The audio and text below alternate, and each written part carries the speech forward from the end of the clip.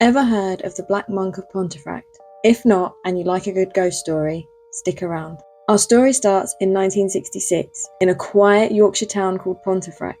Jean and Joe Pritchard, along with their two children, Philip and Diane, had just moved into what seemed to be a perfectly normal house at 30 East Drive.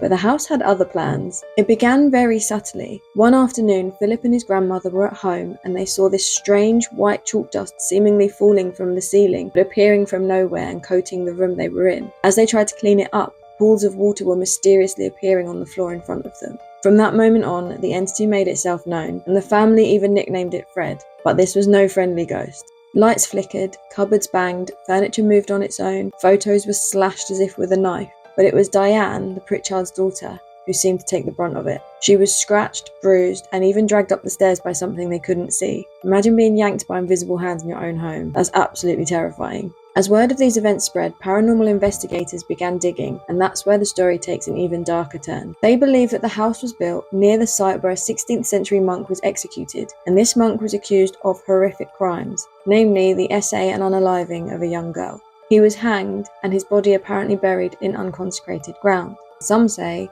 this is where 30 East Drive now stands. This is where the name the Black Monk comes from, and witnesses have described a tall, hooded figure lurking in the shadows. Many believe he may have targeted Diane because she reminded him of the girl he had unalived.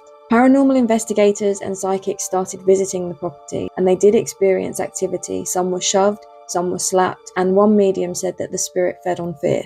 Another witness claimed to see the monk just standing still and watching. Eventually, filmmaker Bill Bungay bought the house, skeptical at first. He'd even produced a movie called When the Lights Went Out based on the happenings at 30 East Drive. But he didn't necessarily believe that this activity was real. However, even he refuses to stay the night because the house terrifies him. When he's been there during the day, he's heard tapping, disembodied footsteps, and has even been pelted with objects when no one is in the room to throw them at him. And here's the wild part.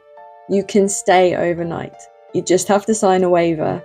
Visitors have reported so much activity. Glowing orbs, doors opening on their own, freezing cold rooms, and even the opposite where radiators have been turned up to the max, so it's scalding hot. Others have heard disembodied laughter and whispers, and EVPs have been caught. Some even claim to have seen the shadow figure of the monk himself. 30 East Drive has been described by paranormal investigators as one of the most active locations they've ever visited. So the question is this really the spirit of a vengeful monk?